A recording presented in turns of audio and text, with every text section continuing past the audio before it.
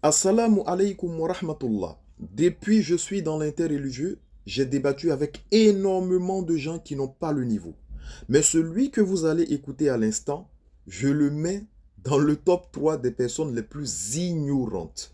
On écoute ensemble. Ma question, elle est celle-ci.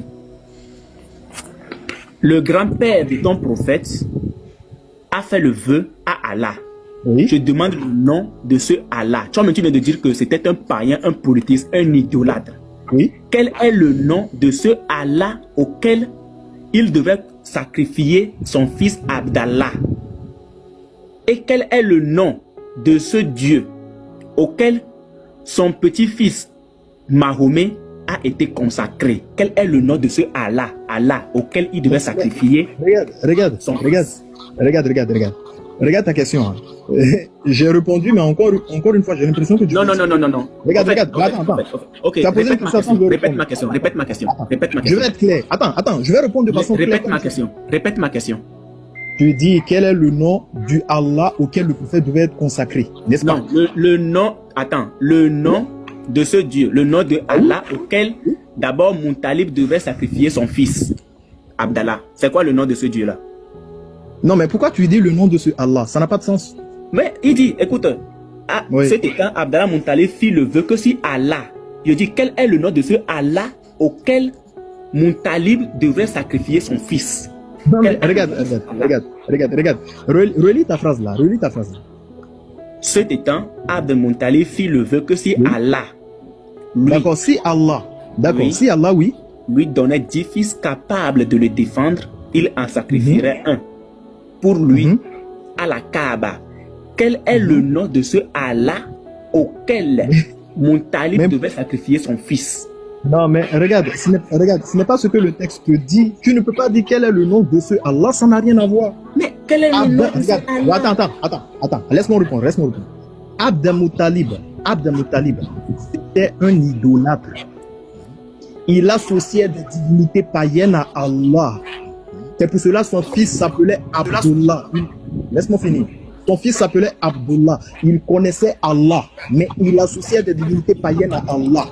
Donc, ben oui, je t'ai dit, je n'ai aucun souci avec que Abd Muttalib, il associait des divinités païennes à Allah, donc il faisait des sacrifices aux idoles pour se rapprocher d'Allah.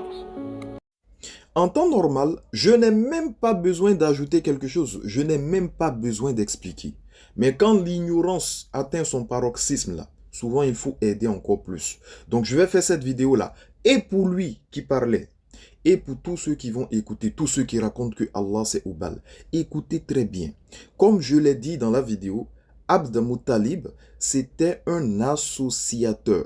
C'était quelqu'un qui était dans l'idolâtrie, dans l'associationnisme. On va lire ensemble un hadith. Ici, nous sommes dans le Sahih de Muslim 01, livre La foi, hadith numéro 24. D'après Al-Musayyib ibn Hazan, au moment de la mort de Abu Talib, le prophète sallallahu alayhi wa sallam a trouvé auprès de lui Abu Jahl et Abdallah ibn Abi Umayya ibn al-Mughira. Le prophète sallallahu alayhi wa sallam a dit: ô mon oncle, dis la ilaha illallah. C'est une parole par laquelle je témoignerai pour toi auprès d'Allah. Alors Abu Jahl et Abdallah ibn Abi Umayya ont dit: ô Abu Talib, vas-tu t'écarter de la voix d'Abdel Muttalib? On va revenir là-dessus. Vas-tu t'écarter de la voix d'Abdel Muttalib?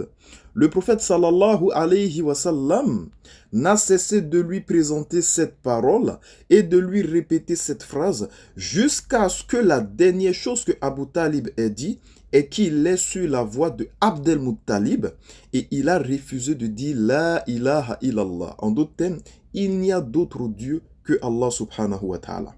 Alors le prophète sallallahu alayhi wa sallam a dit: par Allah, je vais certes demander le pardon pour toi tant qu'on ne me l'aura pas interdit. Voyez ici dans ce hadith, il y a entre parenthèses 3. Alors ici on nous dit quoi? Abdel Muttalib était le grand-père du prophète sallallahu alayhi wa sallam et sa religion était l'association à Allah subhanahu wa ta'ala, l'adoration des idoles. Nous comprenons de cela que le sens de la parole de la ilaha illallah est le fait d'adorer Allah et de délaisser les adorations de tout autre que Allah subhanahu wa ta'ala. J'ai passé tout le live à dire cela, que Abd al-Muttalib, c'était quelqu'un qui associait des divinités païennes à Allah, et le prophète sallallahu alayhi wa sallam est venu leur dire, laissez tout ça, c'est du shirk, adorer que Allah subhanahu wa ta'ala. Donc Abd al-Muttalib, ce qu'il faisait aux idoles, ce qu'il consacrait aux idoles, ben, pour lui, sa religion, qui est le shirk, qui est l'associationnisme, c'est normal. Mais en islam, ce n'est pas normal. Et pourquoi les Arabes, ils adoraient les idoles? Le Nectar Cacheté le dit et on l'a lu, mais nul n'est sourd que celui qui ne veut entendre ou comprendre. Nous sommes dans le Nectar Cacheté à la page 57. Écoutez très bien. Les Arabes faisaient tout cela pour leur idole, croyant que celle-ci pouvait les rapprocher d'Allah. Pourquoi les Arabes là? Ils faisaient des sacrifices aux idoles. C'était pour se rapprocher davantage d'Allah. Et c'est cela l'associationnisme. Nous, on adore Allah subhanahu wa ta'ala. On fait des sacrifices pour Allah subhanahu wa ta'ala. Mais Abd al-Muttalib, lui, c'était un associateur, comme on l'a lu dans le hadith, et il faisait cela pour se rapprocher d'Allah. Eux, ils prenaient des divinités païennes comme intercesseurs. Ce qui est du shirk. Et voilà pourquoi Allah subhanahu wa ta'ala nous dit « Innal ladhina kafaru min ahlil kitabi wal mushrikin fi nari jahannam » Ceux qui ont mécru parmi les gens du livre, ainsi que les associateurs, les mushrikin, ils iront tout droit en enfer. Donc, les Arabes, avant l'islam, les Arabes faisaient tout cela pour leur idole, croyant que celle-ci pouvait les rapprocher d'Allah, les faire parvenir à lui et intercéder auprès de lui, comme le montre le verset suivant, Sourate 39, verset 3. Nous ne les adorons que pour nous rapprocher davantage d'Allah. Pourquoi Abd al-Muttalib, il adorait Ubal, les divinités païennes? L'objectif était de se rapprocher d'Allah, ce qui est du shirk. Vous voyez, Sourate 10, verset 18. Ils adorent au lieu d'Allah ce qui ne peut ni leur nuire, ni leur profiter, et disent, ceux-ci sont nos intercesseurs auprès d'Allah subhanahu wa ta'ala. Donc tout ce que j'ai expliqué là, dans le live, wallahi, par celui qui détient mon âme, c'est la vérité. Et c'est dans le texte que lui-même il a utilisé. Mais nul n'est sourd que celui qui ne veut entendre ou comprendre. Abd al-Muttalib, c'était un associateur. Abd al-Muttalib, c'était un associateur. C'était quelqu'un qui adorait. Ça veut dire qu'il associait des idoles au véritable Dieu et pas que lui. Est-ce que tu comprends? Faut bien entendre. Je répète encore. Abd al-Muttalib, avant la venue du prophète Muhammad, alayhi salatu wassalam, ils étaient des associateurs. Ils associaient des divinités païennes à Allah et ils faisaient des sacrifices pour ces idoles. Je n'ai pas de problème avec.